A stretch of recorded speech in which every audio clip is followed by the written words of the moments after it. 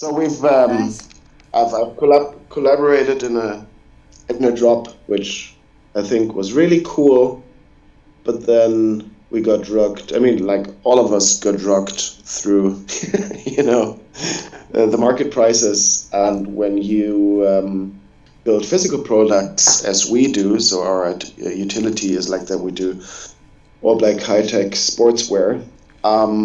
And you have such a volatile market and currency, it's really dangerous to produce like um, real IRL clothing, because you're selling the thing, and like next day, the money you took in is just worth a yeah. fraction of it, but you still have to pay the people who are making the clothes and the suppliers and so on, which you have of course counted into your pricing. So and that is just our own challenge.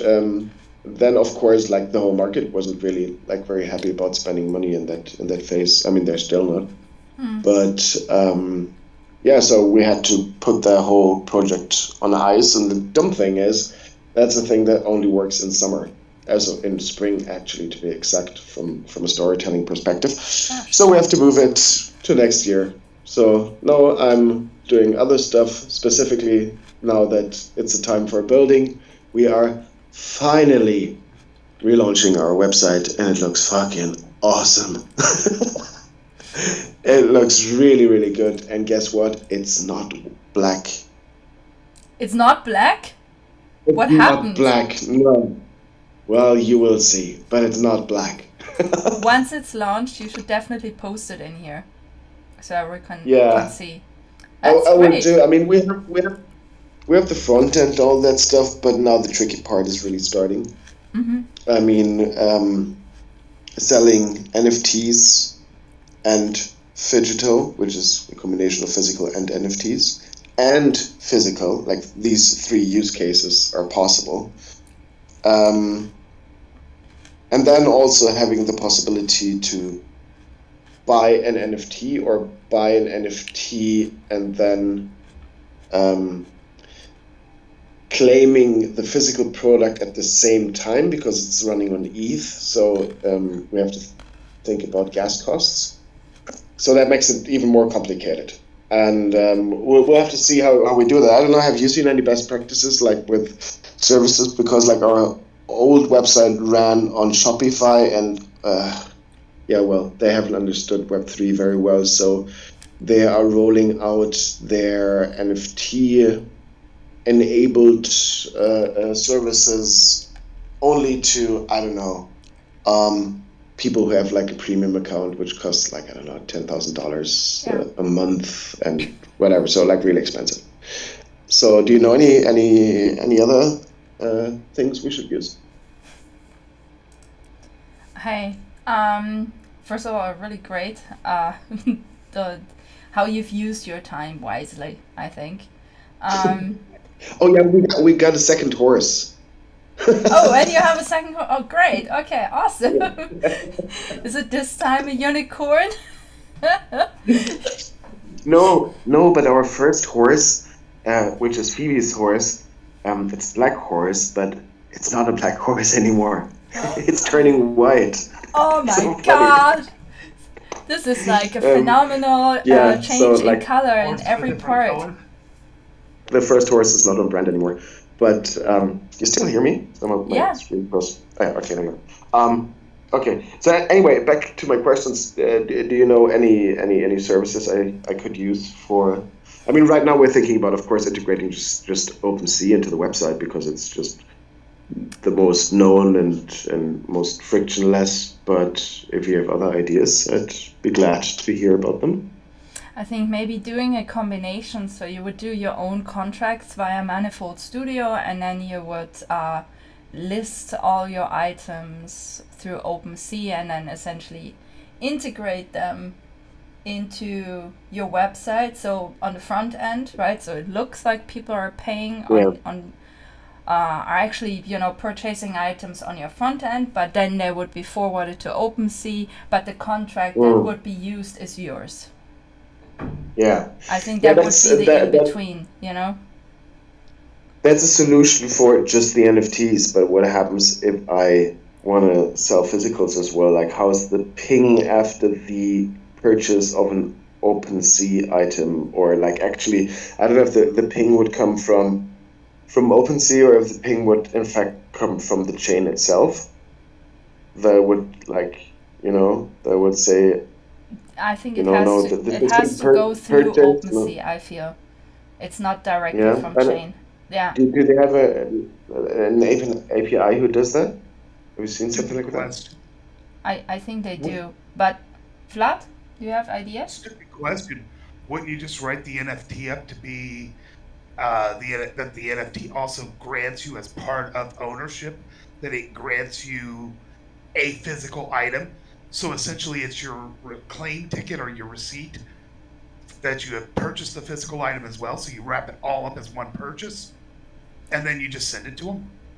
I think it's more in the case, if I understood correctly, like if someone just wants to buy a physical piece, what do you do then? And maybe even with fiat, I guess, right? I was going to say Gabriel. just do the physical piece, standard shopping, went to standard shopping PayPal kind of thing. Well, you're right. The NFT is the key to the physical item. You can only get, for example, that is one of the user journeys, but there are many others as well. But one of the user journey would, for example, be you buy the NFT, and only with the NFT you're eligible to order a physical piece. So that will That's be one. So one. you have to have the NFT to get the physical piece, correct? Well, that would be one user journey, yes, but we have to Not have a the only solution for option. that. Yeah. The Okay. other thing is like, do you get the NFT first, and then it's like a token gated part of the website, and then you can order? That is one possibility. But what if you want to do at the same time to save gas? I guess my question is, why would you why would you be spending gas more than once? Because if you when you get them the NFT, charge them the full price. Then you just ship them the physical because they've already paid for it when they bought the NFT. Buy the NFT and you get the physical for free. Hey, that kind of thing. No, because I need to invalidate the NFT, and that has to happen on the blockchain. Oh, I see where you're going now. You have to show somewhere that it was claimed. You have to punch that ticket. Exactly. And Another sometimes good even the point. picture in the NFT is changing. I mean, it's getting a call on the FPS, and then like the picture is changing, which is connected to the registry entry on the blockchain. Okay, well, okay, good point. Other option? Have you thought about one of the other chains besides ETH? Because I was just looking at, and brand new at this, so do not take advice from me on this. First, thing there. But I was just looking at, I think it was Manta that is even set up to allow for privacy as well, and it's working off of a different chain besides ETH, and Yeah, it's still smart that's contracts and that, everything. that's that's not an option. Fair enough. We have dabbled in the Polygon space before, haven't we, Stella? Yes, indeed we have. and and that is like a solid blockchain. Don't get me wrong. I mean, they have very good solutions and everything. The only problem is for us as artists, we have to look where the buyers are. So we tried to sell digital fashion on Polygon, and that's just not where the buyers are. The real high roller digital fashion buyers are on ETH and on ETH exclusively. If that's their thing, they should be ready to pay the extra gas, charge it for it. I mean, but you could kind of look at the idea of so one thing that I have my eyes on for Elena is immutable X, right? Because immutable X is a layer 2 of Ethereum. You can pay in Ethereum even, but it comes like with a ton of different benefits. And as like most blockchains, also they are very interested in kind of funding and sponsoring development. So you might be able to look at that as well. I mean, you don't really have to build just on pure Ethereum to get like the benefits of Ethereum. That's what I'm trying to say, essentially.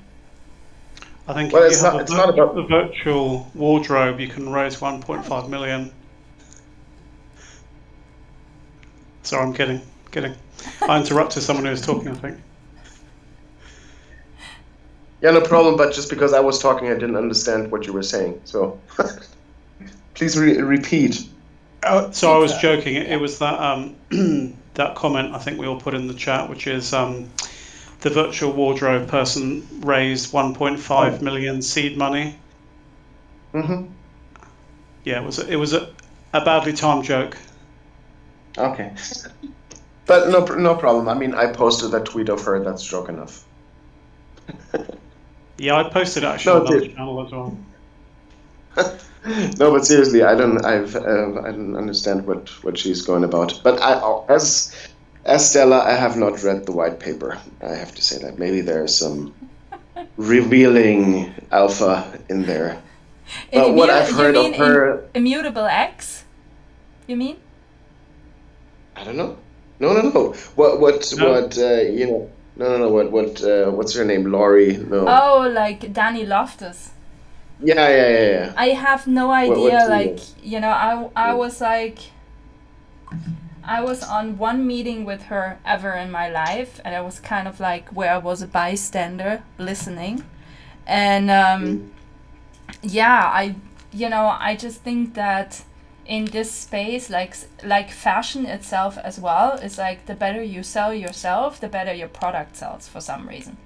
So I guess this counts for her as well, especially for people who are looking for seed funding. I think if you can sell yourself with the same charm of your product, then it seems like getting seed funding is not so much of a problem. Like even if your idea is very repetitive and doesn't come with a ton of novelty. Yeah, but the audacity.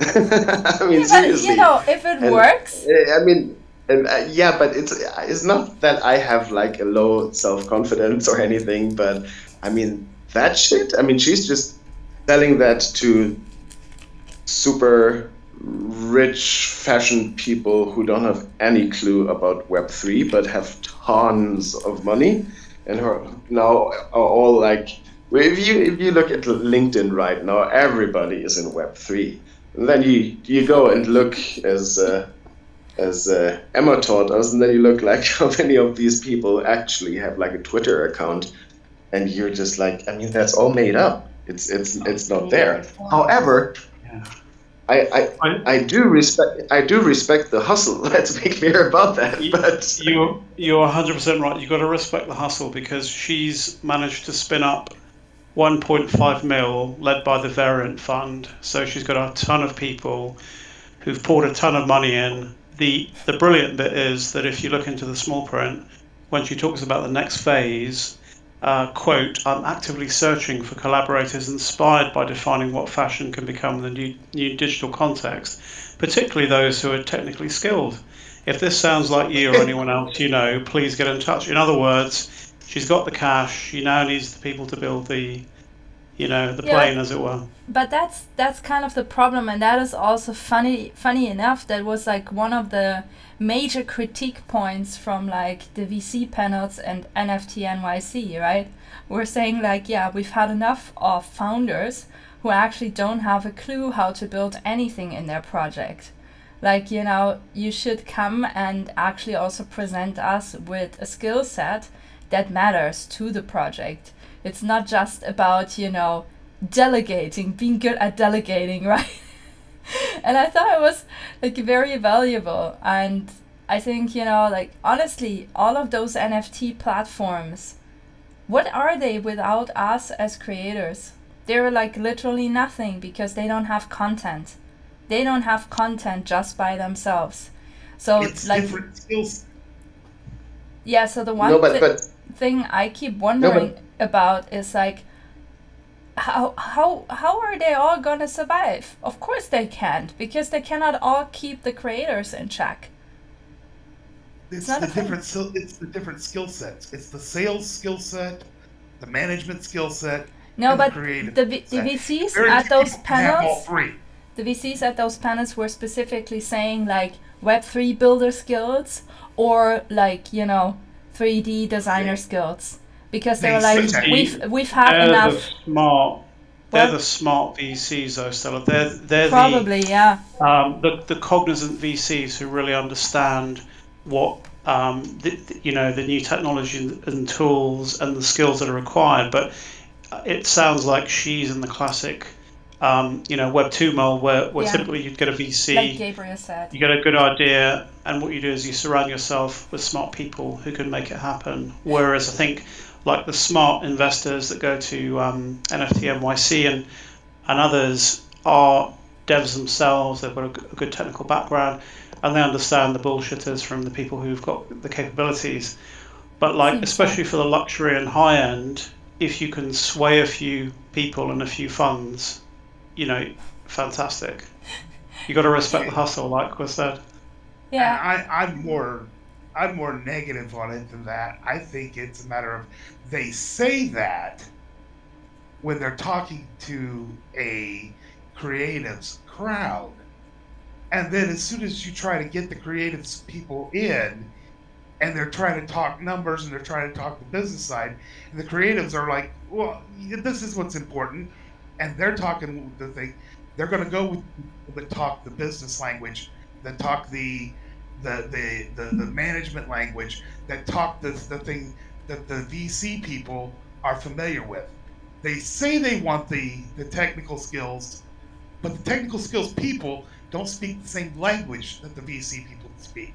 So while they may say they want that, when it comes money, rubber meets the road, and it's time to hand out the money, I'm betting you it'll be the guy that spends the good bullshit that speaks the VC language that actually gets the money. I could be wrong. I could be completely wrong, but I don't think so.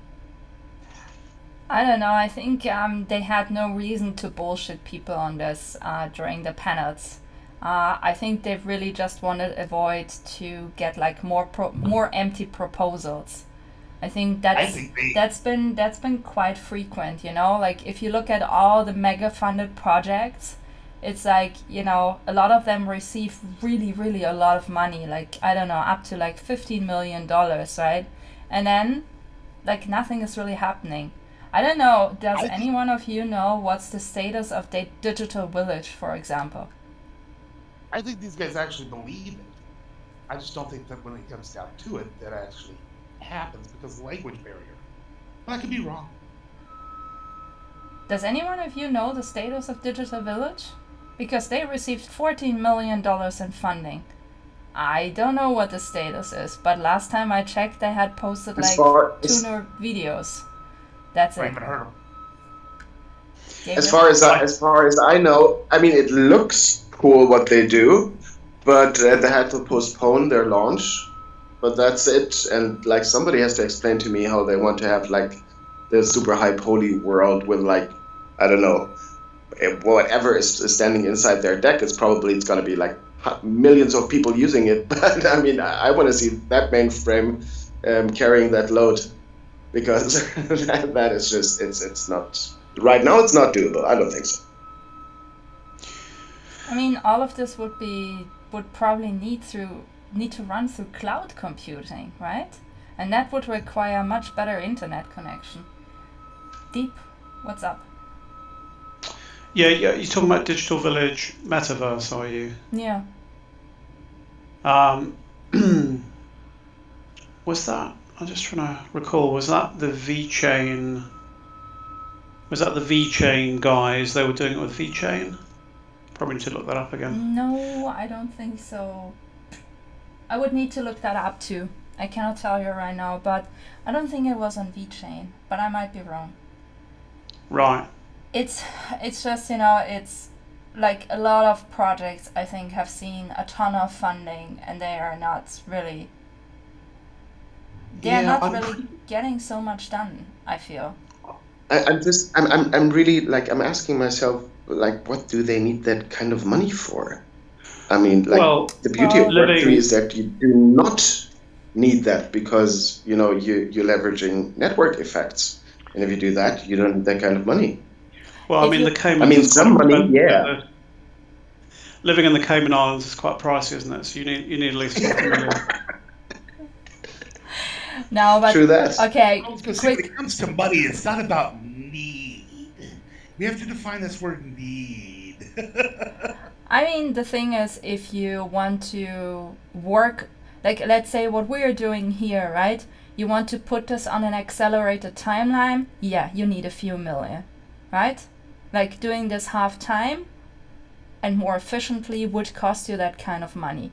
It's just a fact, because you would need to hire all the people and get them in here full time instead of, like us in the Nucleus team, we're doing this like in our spare time, right? And that's sometimes not even 2 hours per week. So accelerated timeline is not happening here, right? But if you have actually a product that needs an accelerated timeline, so you can be first and you can actually, chew up like the largest market shares, then yeah, you kind of need that kind of money to be able to do that. No, you But don't. then, No, you like- don't. You do need money, but you don't need that kind of money. We're talking development about and technology. salaries for a couple of dozen people highest, and that is not 50 million. So a few million are burned actually quite quickly when it comes to developing on new technologies, because everything is expensive, Like the tests are expensive, the cloud computing you need is super expensive. Probably you would need to configure AI applications to make stuff work better and faster and stronger and more secure. I think a few million for developing a metaverse is not necessarily a lot, to be honest. And don't That's forget all your lawyers. peanuts. Yeah. Yeah, when you're running like a real startup, you know how much gets burned in all the marketing, schmarketing, and once you get the dev team on board, you're through 5-10 million pretty quickly. It seems like a ton of money. Say if it was just us and you were given that sort of money, you wouldn't be burning it all up. You wouldn't need to, because it's a different kettle of fish. But that's different. But if you really want to set up like the proper infrastructure, let's just say, right, proper in the sense of still very Web 2 and centralized based, then you would definitely need that kind of money, I think. That Exactly. is if you need But to that's produce exactly on an the point. accelerated timeline. That's exactly the point. If you run a Web 2 company, or if you want to build up a Web 2 company with like some nice Web 3 buzzwords, then you need that kind of money. But that's not what Web 3 is. If you want to be Solana is paying that kind of money because they have like a big office building. They have hundreds of people working for them. That's why they're so quick. But look at it. Nobody takes that serious from the real ETH people and so on. Yeah, but it is something that you actually need to take serious, because they are buying up this market even before it had time to be developed. So you kind of need to take that serious. I'm not saying in the sense of, becoming their customer, obviously. I'm neither. But in the sense of, being aware, like if you have a product that needs to get out there first in order to be successful, then yeah, you would probably need to start centralized and then decentralize, on the back end. So essentially saddle the horse from. Yeah, I know what you mean, but do you have an example for that? Translate that?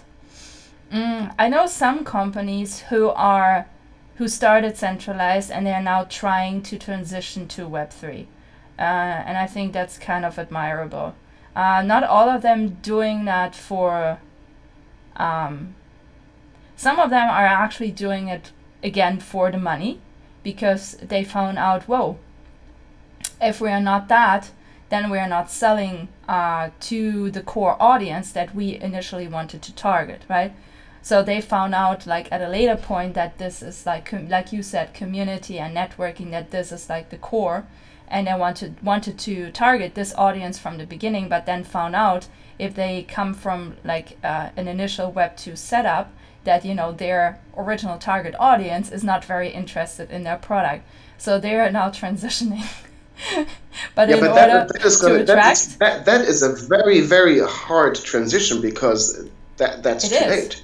When you're at No, that point, you already have your VCs who have, I don't know how many percentages from your initial Gabriel, you token know me. offering. I'm not advocating for that. I'm just saying there is reason why this is happening, and we should very much take it serious, because they are buying up the market. I don't know where I've seen that recently, but it was an article that stated that like Web3 is almost like 80% bought off by VCs.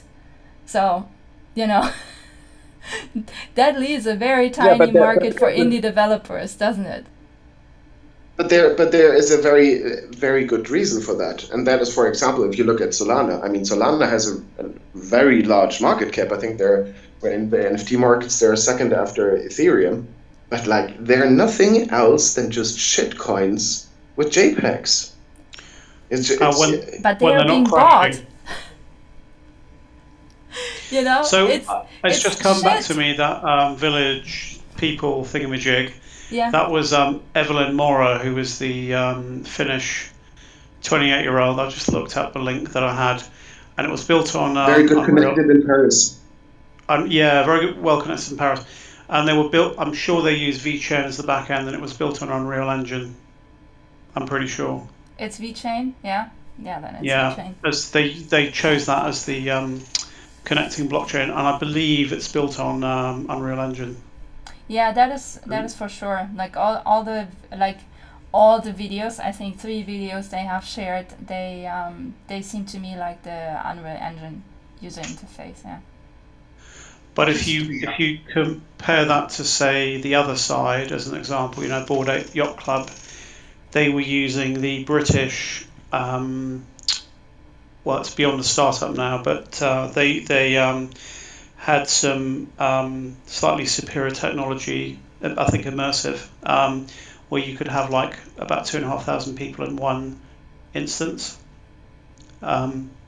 So they were doing caching and accelerating and all the stuff on the edge, and all that stuff. Because the problem is player and user concurrency within your scene or instance, and the way they chop it up, and depending on what compute you have, whether it's a phone or a bad PC or a good PC, you need to be able to accommodate a range of sort of user experience. I guess my thing is, when they talk about so much of it's bought up by VC now, they don't even have a clue what Web3 can do. What people are doing with it now it isn't even scraping the surface of what this is capable of doing. Every day I'm seeing new use cases. The ideas are hammering on the inside of my skull, begging to get out, driving me absolutely bonkers with new use cases that I just don't have the funds or the time or the resources to be able to even start implementing on them. I would love to be able to sit down and even get 0.5% by just handing off the ideas to people to find VCs and start working on, just because these are use cases with basic, you could take this technology, do this with it, and revolutionize this entire industry. You could take this, do this with it, revolutionize that entire industry. And it's just constantly banging on the inside of my head. But you remember all the abilities.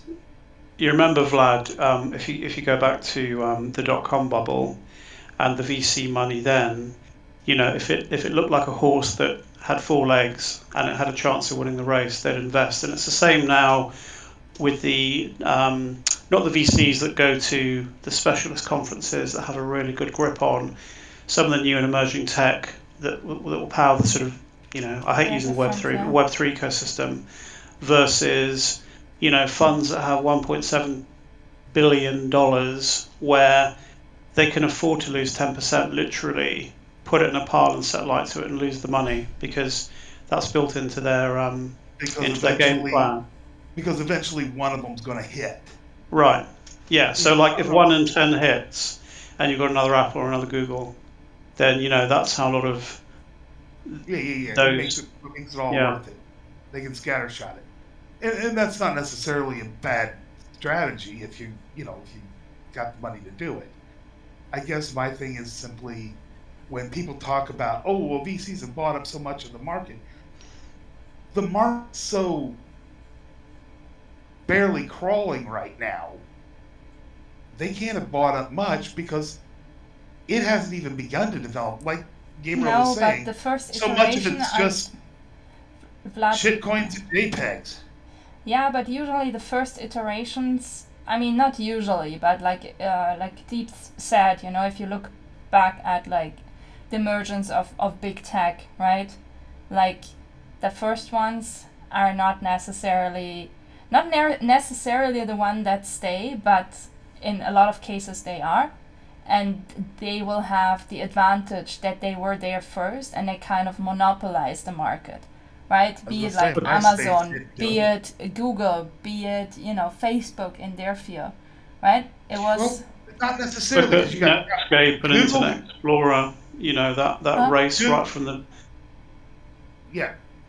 Google Yahoo'd MySpace, or Google Yahoo'd, or Google outdid Yahoo, or Facebook outdid MySpace.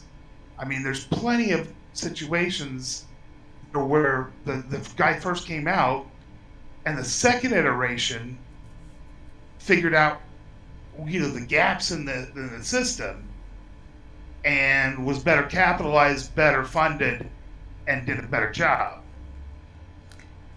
Yeah, I don't necessarily know. I still think it is something that we should be very wary of, that, so much VC money is floating into the space. I think on the one hand, it's probably good because it is like kind of pushing this space, right?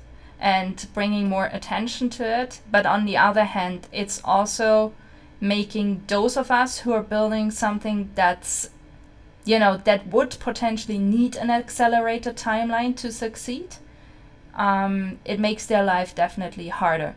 Building purely in Web3 and being like, having like the golden standards, it will make their life definitely harder, I think. But I mean, we're like, most of you guys are like very fashion centered or art centered, so you're not trying to essentially come up with a novel technology per se, right? So usually I would say it doesn't necessarily need an accelerated timeline. It just needs a very refined story. But I still think, we should, like, I'm trying to see this like a split sword. Like I said, on the one hand, it is good because it brings more attention to the space, even though maybe it is not considered Web3, but, it comes with those buzzwords. Let's just use Gabriel's language for it. And, but then, while, let's say you're doing a novel technology, right? The one community, let's say, who's getting the VC money has a higher probability of succeeding than the one who's just purely running on Web3 trying to build a novel technology. It's, I don't know. It's an interesting one. I'm rapidly building my imaginary wardrobe right now so I can get that 1.7 million investment. But yeah, no, I think it's interesting because I think the people who are first on the scene aren't necessarily the people that survive in the long term. As we've seen, with sort of, if you think about right back to Netscape versus Explorer, Google versus Bing, or whatever, you have these evolutionary sprints in the market between technology Yes, you maybe players, small and big. But also it's the ideas that can adapt and transform and evolve and have, again, I hate using utility, sort of but cases, but have utility. I mean, like, the killer apps are going to be those that do that AR, VR interfacing, but the give us the, sorry, you're going to say? question, right? But neither Google nor Facebook were entirely privately funded, right? They were still VC No. funded. So for me, this means it's kind of the same iteration. It's like accelerated timeline with a ton of VC money versus Web3 timeline are based on community and networking effects. That's like the two opposites. And if you're trying to develop novel technology, you will probably not succeed going Web3 versus heavy VC funding, I think. Yeah, So well, this is why I I'm mean, saying we've seen either or of those use cases where people bootstrap and they're immensely successful and it takes off versus sort of VC funding. But I mean, I agree with you. I think there's a longer term build because, like, when they say VCs are snapping up the market, we're right in the sense of the market that's currently there, but it's like the tip of the iceberg because there's so much more that has not yet been built or is coming up, that will just come in as a flood, and we'll be into Web 4. Your Also, bigger threat is Apple, Facebook, or a Google coming to you and saying, "Oh, that's a mighty nice little item you have there. Be a shame if something were to happen to it. You should sell it to us instead." Yeah, that's true. Actually, No, I think. Sorry, Stella. No, you go ahead. Okay, so I think we are making the mistake to leaving behind the perks of Web3. So what we're doing again is that we're thinking in Web2, because when we say, talking about killer apps, that the killer app of Web3 is actually is not the technology, it's the users, it's the creators. Because in a Web2 environment, you're always, from the value you create, you're always giving a very large percentage to the investor, to the VC, whoever it is. But in Web3, this is not necessary anymore, because through the blockchain, we have the possibility that we get all of the value that we create. Now, it doesn't matter if that is in like an old VC, old Web2 company like Adidas, for example, where they will definitely run into problems concerning this. They're having problems right now getting the best people. But as soon as somebody comes in with like an investment into a quote-unquote Web3 company, this turns into a Web2 company, and then you have the problem again that a large percentage of the value that's being created has to go to this VC.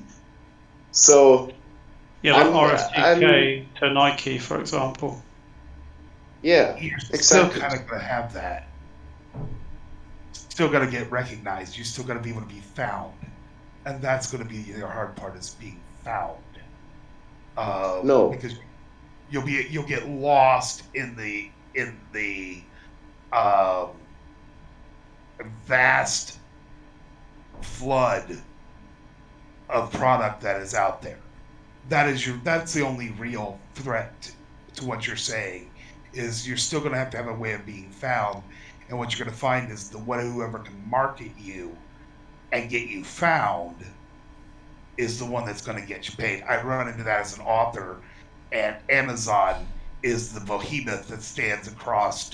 Yeah. But that is a Web2 problem. That is a Web2 problem because our eyeballs are on platforms that have like a business case. That means you are paying for the eyeballs. That is how they make their money. But when you really have a decentralized platform that will hopefully come sometime, then then you're not going to pay for these eyeballs, and it's not going to be a walled-in garden anymore.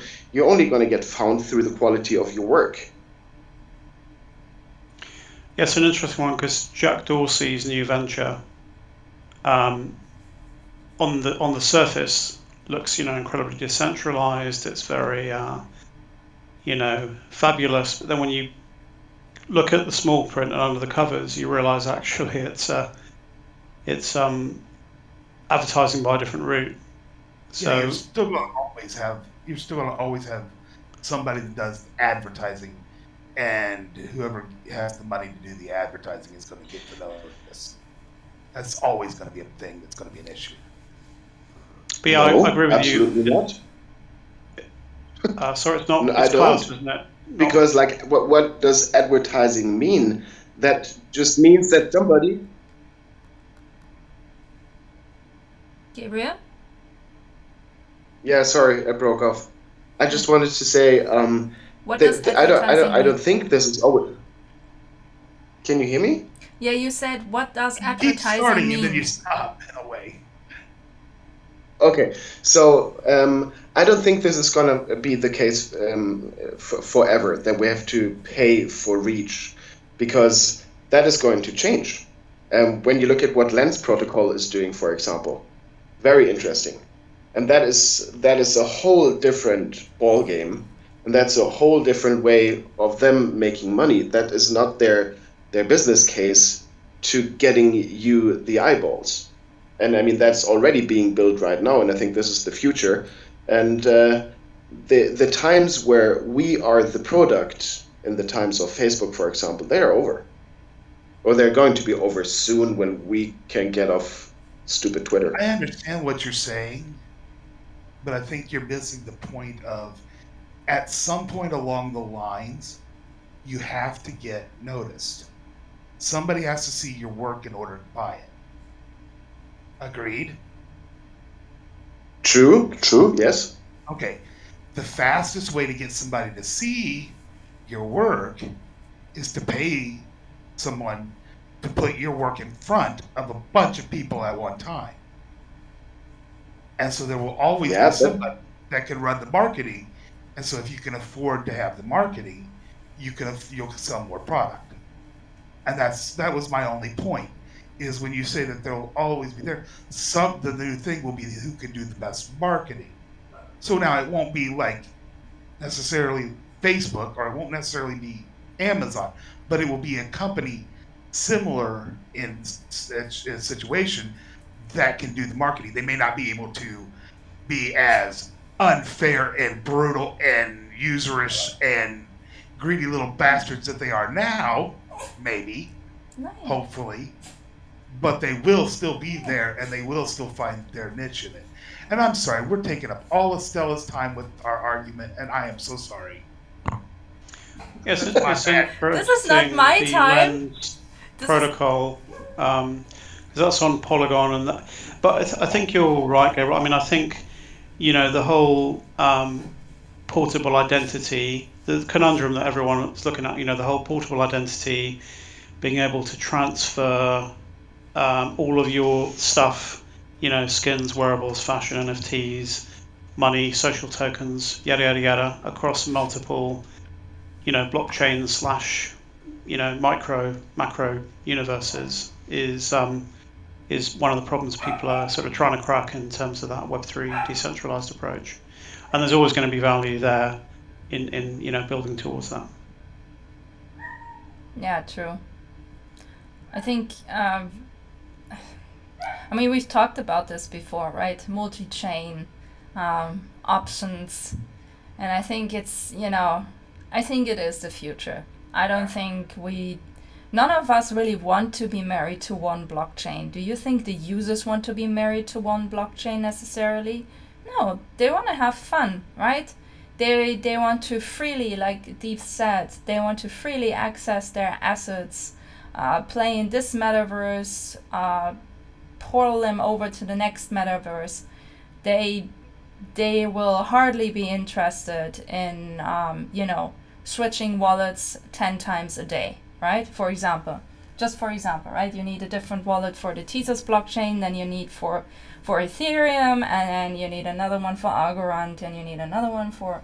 So it gets very tiring. And if you look at it from a user experience point, then, blockchain agnosticism, I think, is quite an important factor still, no matter where we build our home bases. We love the complexity because we're all geeks, and it's fantastic. The more complex, the better. I think one of the things that'll put the brakes on it slightly, dampen the enthusiasm, is the cybersecurity risks around that multifaceted deployment, as we've seen with flash loan attacks and cross blockchain attacks, etc., where there's still massive issues in securing one blockchain, let alone a blockchain that is talking to two or three others, in terms of bridging, between blockchains. So it's a nice problem to have, I guess. I think probably the biggest thing we need to make sure we remember is the ability to vote with your feet is probably the biggest safeguard to happiness ever. Whether it be governments, whether it be companies, whether it be anything out there, having competition between entities and the ability to say, no, I don't like you assholes, I'm out of here, and have a viable alternative that is true competition, is truly vying for your business, your attention, your efforts. That is the biggest source for your happiness and your future ever. The idea of consolidation and centralization will always lead to somebody using it to monopolize and say, you know what, we don't really care what you want, because what else are you going to do? Yeah, I mean, I don't ever think we'll get to a fully decentralized panacea, for the simple reason that some things need to be semi-decentralized. There needs to be some centralized hubs, technologically speaking. However, I think it's really important just to focus on a vision that excites you, that is interesting, and build that, because if it's nice and it's cool, others will follow. Sometimes going against the market current or the general current isn't necessarily a bad thing. I think there's going to be a ton of these VC cycles, people going in, bullshitting, getting 1.7 million, spending it, blowing it up the wall, maybe being successful, maybe not. But every empire rises and falls, and you'll see many. It's a bit like the social media thing, is that you have all these cycles, don't you? Whether it be Instagram or TikTok or Twitter, where suddenly everyone loves it and then everyone hates it. So you need to be able to pivot across ideas as well. The biggest thing May I change the subject a little bit? We were talking about interoperability. Are you guys building inside metaverses right now? And if so, in which ones? I'm working in Neos VR right now. Currently trying to put together a little world to host and show off my stuff. That's what I've spent most of this last couple of days doing, is trying to figure out all the ways to show off my stuff. I just put together a pretty cool little glass pyramid that you show up in. Nice, Vlad. Yeah, I've spent time in Decentraland and also Mona, but recently I've got waylaid into AI sort of stuff and smart contract bits and pieces and some security elements. Which I really need some bots that I can stick into avatars to just kind of wander around and play NPCs in my world.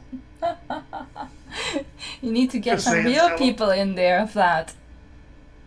Well, no, just so that they'll interact with the people that are there, Oh, I see. Okay. How about you, Gabriel? What are you looking at? Well, as part of this of our website relaunch, I want to create a token-gated environment, which should be 3-dimensional. So I looked into a number of worlds. You remember I talked with Maison DAO at a point. That is something which I'm still thinking of, but right now the Ash community might get like an Ash district in on Cyber, and on Cyber being like real decentralized and like some really good OGs being in the project. I'm kind of eyeing that world right now. I don't know what you think about that.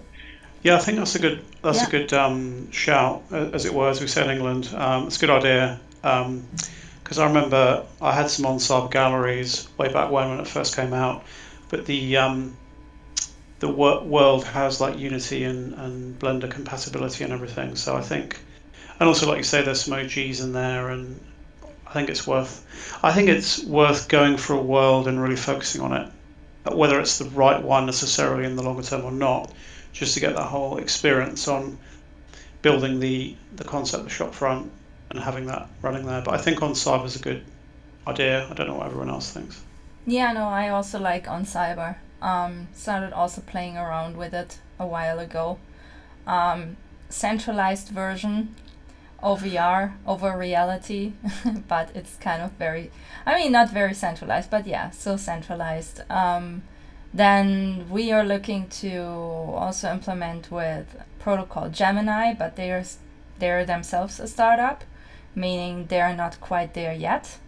They had like a major loss in time when their CTO ran out on them. So that's not been so good. But also that one will probably not be decentralized forever. Right now it kind of is, but it won't be in the long run. I think they're gonna take invest money. I think, like I said, I think the only like true solution, right, for all of us is probably building out our own and then portal that to different metaverses, right? A lot of them, I mean, Deep and I, we've been doing quite some research, and most of them are actually built in Unity, because Unity just has more software development kits than Unreal Engine. I've also been dabbling into Zepeto Metaverse. I don't know if you guys ever started or tried this out. It's kind of interesting. You can also build your own world in it. So that's kind of interesting, I guess. But yeah, like you said, Gabriel, I guess the first one is the one that, holds your core target audience that you want to start out with, right? And I feel on Cyber is actually a good place to start for you. Yeah, also, like one of the reasons why I was looking into on Cyber is because it is, one of their aims is interoperability. So even if, that's not the right place anymore, I can just connect that to some other interoperable space and have like access points from different metaverses.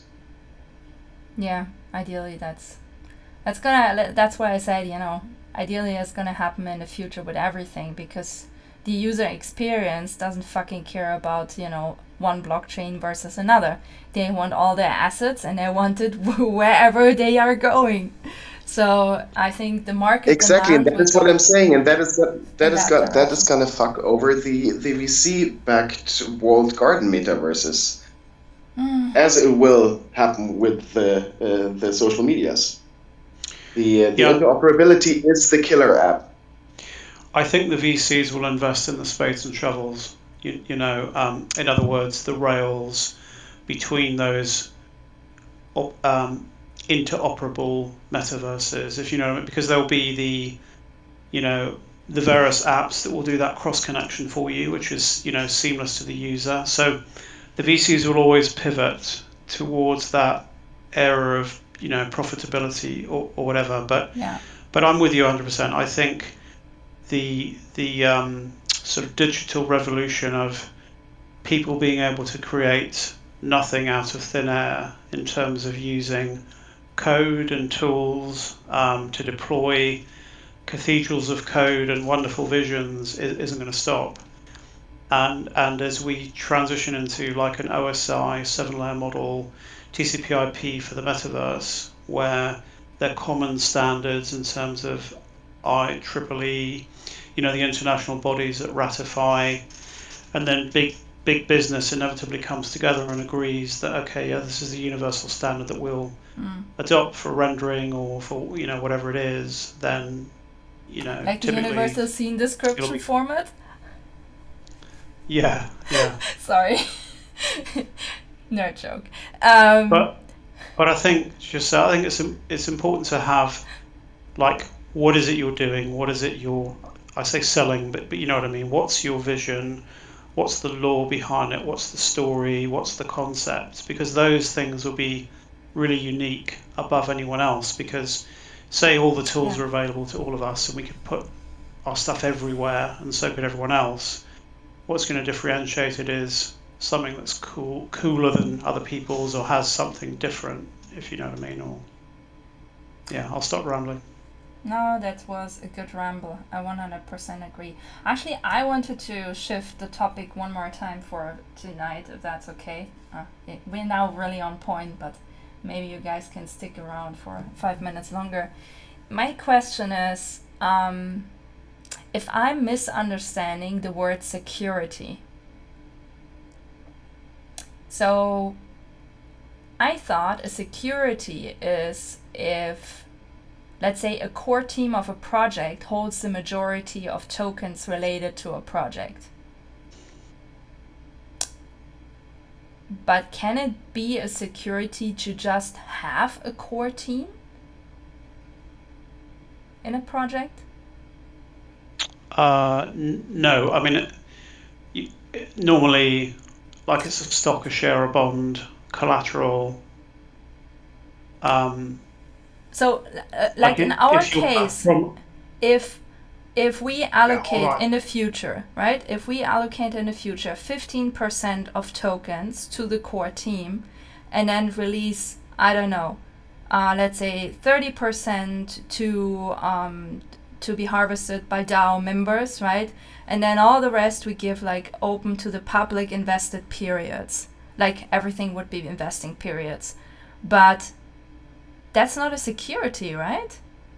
Well, I thought it had to be a utility token. Wait, one after the other. Deep first, and then Vlad. No, go Vlad. Or Vlad, and then Deep. I don't care. Series 7 holder in the U.S., and I'm going to tell you the first answer. Well, lapsed Series 7 holder, so my stuff's 10 years out of date. First rule is it's going to depend upon the country that you incorporate in. Yeah, we're going to incorporate in the US, so okay, tell me the US story. You may not check the laws before you do. Yeah, this is why I'm asking, because I have the meeting with the lawyer this Friday, so tell me. Check lawyers before you do.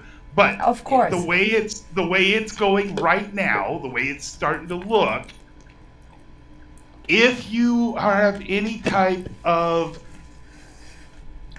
you're giving out a token that will at some point appreciate in value, that could be resold, you just walked into securities land.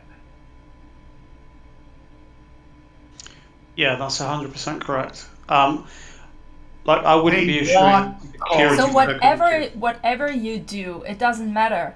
Essentially, whatever you do, it's going to be a security. No, but they're trying real hard to make as much as they can a security, because they want to lock this down. This is the last. This is the last gasp of the good old boy system trying to get a hold of this, because if they don't, you will make them irrelevant. I know you guys think I'm a little tinfoil hat guy, but I'm promising you that's what this is all about. Okay. Yeah, and I hear you, Vlad. Yeah, I think also airdrops in some circumstances come under security as well. Like Vlad said, if whatever you're issuing, goes onto a crypto trading platform or has the ability to make money for the users, then it's a security.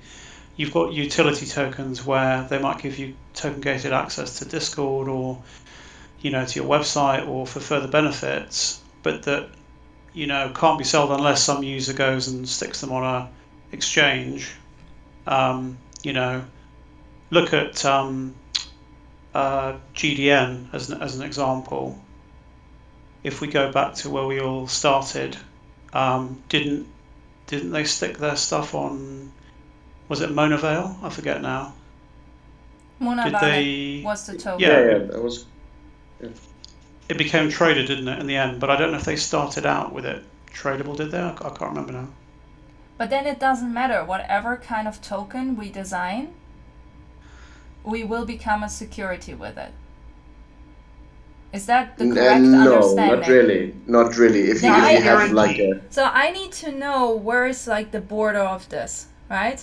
This is okay, like kind of important. So there is a thing called the Howey test. The Howey test determines if something is a security or not. Okay. I personally... Oh, you broke off again. Fuck. Come back. I have no fuck clue and money dirty and somehow really despise it. So I have no clue about this, but I've read this and I have posted this into the chat, so you can. You got it already. You I can was have a just look going at to this. get it. Yeah. So that is like how you usually test it. Yeah. And contrary to what Vlad said, as far as I heard it or read it today, the last decisions regarding securities, the SEC and whoever is responsible for what part of crypto / NFTs seem to have found pretty good response in this scene, contrary to what the Europeans did, by the way. They want to, so in the end, that is what they did kind of is like, they want to do regulations so the innovation will go to the US and not somewhere else. Yes, the US is doing better than the Europeans, but that's like saying the Nazis killed fewer people than the communists. That doesn't mean that they were necessarily good folks. At least you got heating. Man.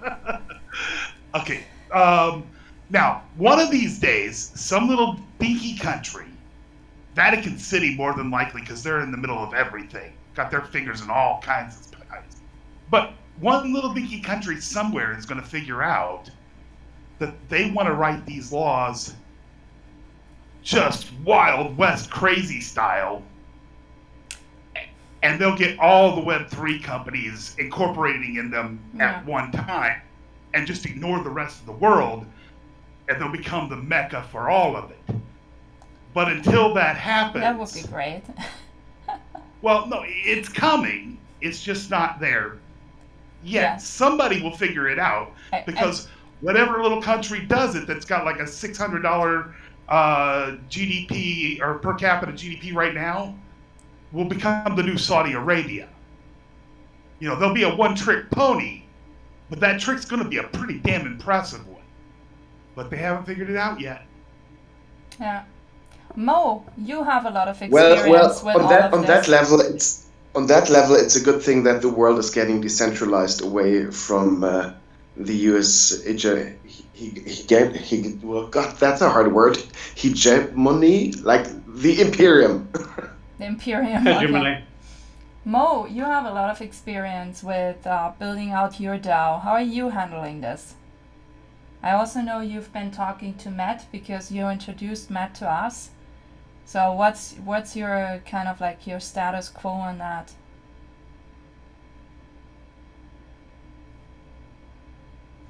Mo, are you there? Mo's probably juggling family at the moment. Wait, is she writing something in the chat? Has she written something? No. Can't see. She might have just stepped away. Maybe. Yeah, it would be interesting to see how she's handling this because she's also in the US, so I would think that she wants to incorporate in the US. Oh, Mo, are you guys talking about me? Hey. Yes. Like, what's your stance on incorporating your DAO? Like, what? How are you thinking about this? And I know you've been warning about like security. So Oh yeah, and not necessarily worrying, but just really conscious and mindful. Because you don't want to. I always tell people I don't want to do something and then it just set it all backwards. yeah, So just kind of still watching. Honestly, you guys know we met with the one lawyer before and got some really great tips from it. I think right now the biggest thing is just educating people that as a DAO, I did like the way it works is like everybody is kind of responsible for what everyone does when it comes down to it. And so one of the ways that the lawyer suggested would be kind of like everybody having their own LLC and basically like operating within the DAO as your own independent LLC so that you then are protecting your own personal assets. So, kind of as a moment to where to start.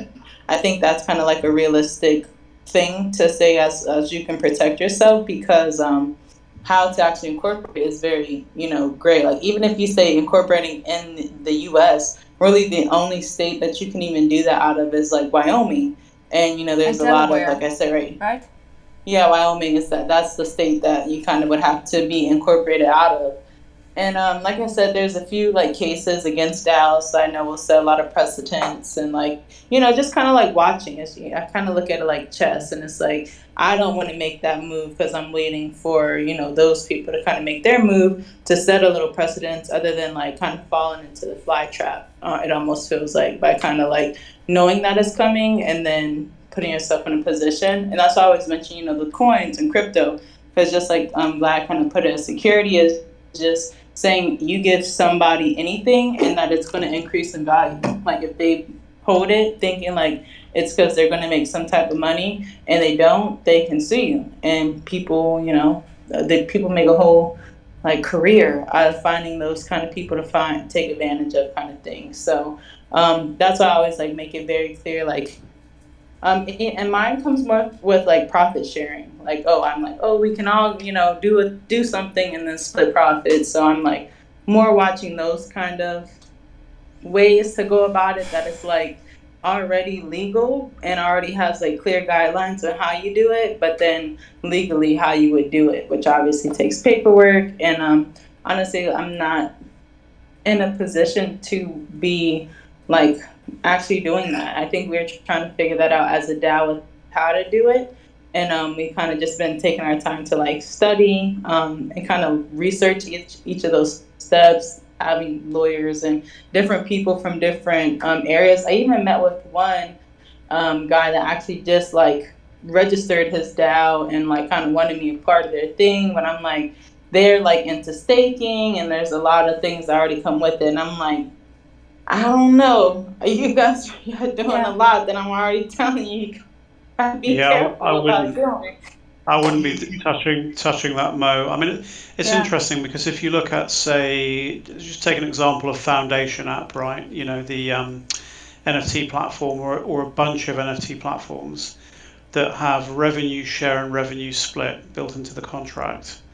So all of us on this call could create an NFT between ourselves, do a revenue split, sell it on the platform, get a percentage back automatically via the contract, and then would be responsible to declare our own taxes in our own jurisdiction. That would be legal, right? Question mark. Rhetorical question. And you sort of wonder whether... Like, that's technically how you're supposed to do that, I think. Like you said, in the legal way, like that's right. How you should operate. So you wonder, and then like everybody doing taxes, being responsible individuals. Yeah. So you wonder then, in the terms of a DAO context, and I'm arguing devil's advocate, is it actually necessary if you were going through a platform that did all that revenue split and everything else, and it was all submitted, and everyone did their own tax declaration in their own jurisdiction, because then everyone else is responsible for their own element. You're still running afoul of the 1933 Securities Act, possibly, depending on how they read it. Hold on, depending on how they read it, and again, could easily go either way. And believe it or not, the day trading regs that they passed after the .com bubble burst can't even come into play in this. I'm with you, but look at OpenSeas. 100 million people using it, 10 million people doing that already, and all the Right. NFT platforms. So, yes, they could prosecute everyone should they wish They're to. not going to prosecute everyone, but Right. they're going to, if they decide to go after the old boys at the top, Yeah. what they're going to do is they'll go after the old boys at the top, and they'll just charge them a couple $1 billion. See, it's not that things are illegal in the United States. If you're rich, there's a fine, so it's legal for a price. That's how it works. They talk about corruption everywhere else. Here, it's more it's illegal, and you don't get by with it. We fine you. It's legal for a price. It's just under a different name, and we feel all better about it. That's all. Yeah. So I guess my point is, the point I was trying to make, I guess, is that the complexity within the DAO system is such that even the specialists in the field, including the lawyers, are still not 100% Certain. certain and assured of where things might end up in 2 years' time, let alone right now. Especially when things get sideways. When 2008 crashed and things went sideways, they had things that were clear matter of law. I mean, this wasn't even a matter of questionable gray area. Things that were clear matter of law that they just threw out the window and did it a different way, even though it was clearly written in law to do it the other way. So, yeah, I mean, nobody knows for sure, and this was something that was law on bonds, of all things. And bonds have been around for, 200 years or better? Yeah. Yeah. So, I mean, my amateur... all bets are off in this stuff. No, it's Yeah. about I guess what 200 I'm years. saying, my amateur interpretation is that we're imagining that just because we're in the world of Web3 and we're on the internet and we're talking buzzword bingo and we got NFTs and all the rest of it, that we're suspending disbelief that if we were in normal Web2 business and we were trading with each other and we were, we were all companies, the laws that would apply in terms of declaring your taxes, IR35 in the UK and all of that, running your own company. So it should be no different in this space. It's just people think, well, if we create this mythical unicorn called a DAO and we imbue it with some mystical powers, then everything's great. But the reality is... No, I never thought No, that. but- I still thought that we would still need to, if the DAO is an LLC and everyone in the DAO has their own LLC, that still means everyone has to individually pay their taxes. It's almost like being a freelancer. So I was never under that impression. Absolutely. No. I think- don't mean you, Stella. I wasn't implying you. I just meant generally Yeah, okay. in terms of a DAO system. Thank I you. wasn't saying Right. you. Don't get me Yeah. wrong. No. Yeah. But The my problem with it is, wait, give me a Sorry. second, Flat. The thing that I'm trying to understand here literally is that, I kind of thought that, if you're building out an ecosystem, you would want to have your own economic ecosystem as well, right? And a token potentially gives you that option to build out your own financial ecosystem, so to speak, or economic system, microeconomic system, let's just say. So in my head, I'm just trying to figure out where are the borders of that. I still think it's super valuable if you're building out your ecosystem that you also have your own token attached to it. But where am I going too far, and what are the parameters to play within, right? This is what I'm trying to figure out. Yeah, no, 100%. I'm arguing devil's advocate. I would say, and Hope? Stella, to kind of piggyback off that answer, I would say utility. Like you said, it being a purpose in your game, and just again, it's really about wording too. Not saying have it now and then it's going to go up in value. More like you can Right. accumulate, and you've accumulated more. And then it's like, duh, if a lot of people are using it, then the value is going to go up. But it's that's a known that doesn't need to be advertised. It's like Right. you want to focus on the utility. If you state it like or like, I don't want to say poker chips, but if you state it like Monopoly money, Yeah. if you make it like it's a game token, Yeah. it's into World of Warcraft money. When they were farming gold because they could actually sell it in the real world for money, but it was never seen as actual money. The people got by with it, no problem. But yes, if you got into the game and you played it enough, people in the Philippines were making it, playing the game because they could sell it for US dollars on eBay, and actually, were making a living doing it. That nobody got their nose bent out of shape on it. So you guys and are came saying after the company. it's a matter of how you tell the story, essentially. Right, but if you're talking about a governance token, that you're thinking that the company that you're going to have that Alana is eventually going to go up in value, and people who got in early are going to become the next Bill Gates, and so buy in or get in or that kind of thing, and you're projecting growth, and therefore the value of the token will go up, or you're implying that you're a security and they will come hunt you. Okay, how is it's an interesting one with, say, Bored Ape Yacht Club. Just take that example, or some of the lands where they issue NFTs, and those NFTs get sold and traded on the secondary market by the users.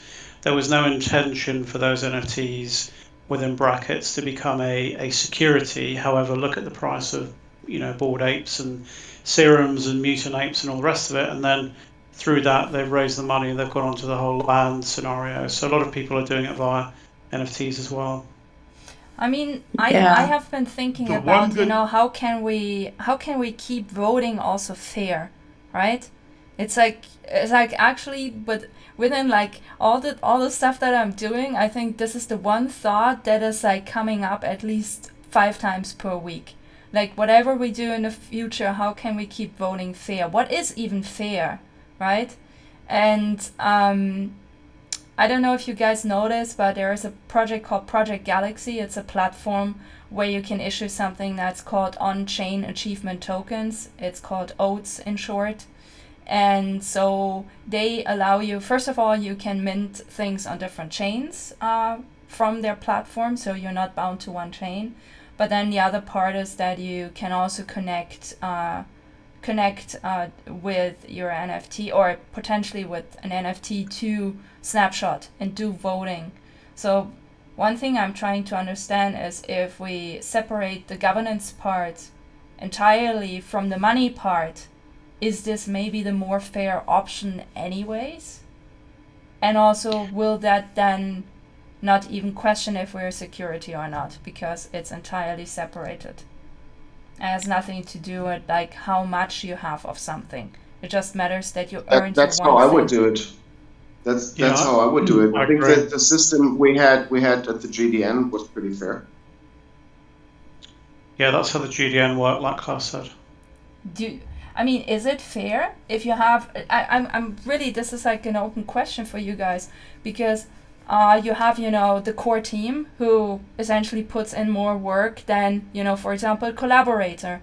But as of right now, Alana is structured in actually in pretty much this way. Right, I can't share my screen because I told you I'm not gonna dare go against our fearless leader. No, you should. Can you guys see my screen? This is like the current setup, right? You have the core team on one side, Nucleus Alter Agri. Then you have, information flowing out from there to Alana's DAO, which right now is composed of citizens, collaborators, and partners. And then you have legal and accounting, which are outside departments. They're not inside. And you have the treasury, which as of right now can only be accessed by me, right? So my question is really like, we don't need to answer this in this call, obviously, but like tomorrow we have our super call within the core, and I think we should probably like. I would keep it simple, right? Because this is a really complex thing that everyone is struggling to try and answer. And I think taking it back to basics, there's the LLC scenario of establishing a corporation, for example. There's the governance token that, in my head, it's good to split those out, because you want to have at least possible comeback, at least comeback as possible in any current or future scenario. And Yeah. like Klaus said, for the GDN, that was how it worked. You joined, you got issued a token, you voted. Life isn't fair, and even the most complex and easy political system throughout history, you look at every spectrum from full democracy to partial to you know what I mean? But you The had voting to vote. systems, there is not a perfect voting system. But you had to vote with your liquidity, if you remember correctly. We voted with our Mona token, so that was liquidity. That I don't know, but it keeps being very. It keeps us. But then keeps us on our toes. Right. Then you've got quadratic voting versus standard 1-to-1 voting, and it gets a bit more complicated. Like if we had. Well, If we had the oats, if we had the NFT token to vote, could that potentially be done then with quadratic voting, or is that then not an option anymore? There's the whole thing with civil resistance on quadratic voting, but sorry, back to the thing at hand. I think the oats thing, I think something that where you have an existing platform that actually works like that's probably good. But sorry, you're going to say, Klaus? I interrupted you. Gabriel. Sorry. Yeah, so I know this whole Web3 is all new and so on, but I would say we don't have to invent everything new, and humans have been thinking about fair voting for quite a long time. And what I, for example, like what at least makes some kind of sense for me in Germany is that you have different forms of votings for different subjects. So, for instance, if you have, like we have our basic rights, the Grundgesetz, that's they're kind of cast in stone, and if you want to change them, you have to have a really high percentage of votes. Then you have votes that would actually go to the populace, like democratic voting, where everybody has a voice. But then, for example, there are exceptions that you cannot vote on tax subjects, for example, because otherwise everybody would say, no, we're not paying any taxes, and that's just not going to work. So I think it depends on, first, of the level of importance for your business. If you are saying, number one, we are CC0, then this has to be cast in stone. That was probably what Emma would do. Or you'd say, like, we want to be decentralized, or we don't want to exploit workers or nature. Then this is very hard to change. You don't want to take external investments, VCs, and all these things, which are, of course, then if you have that written down, is, of course, very interesting for people coming in, because you can show them very well what you're about.